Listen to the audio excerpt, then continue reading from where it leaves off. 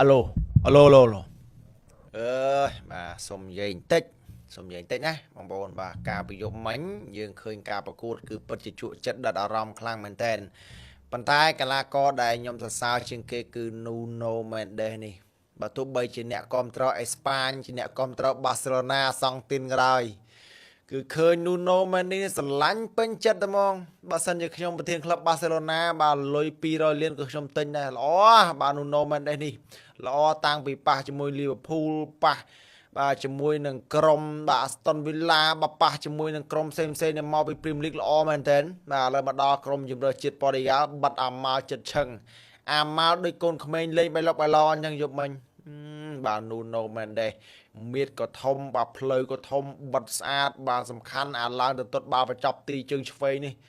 សុទ្ធល្អណាស់បាទសុទ្ធល្អជើងឆ្វេងល្អដូច admin អញ្ចឹងបាទអត់មានអីនិយាយទេបាទមានអបអរសាទរដល់ Portugal បាទតែប៉ុណ្្នឹងទេល្អមែនតើបាទអរគុណបងប្អូនបាទជម្រាបលា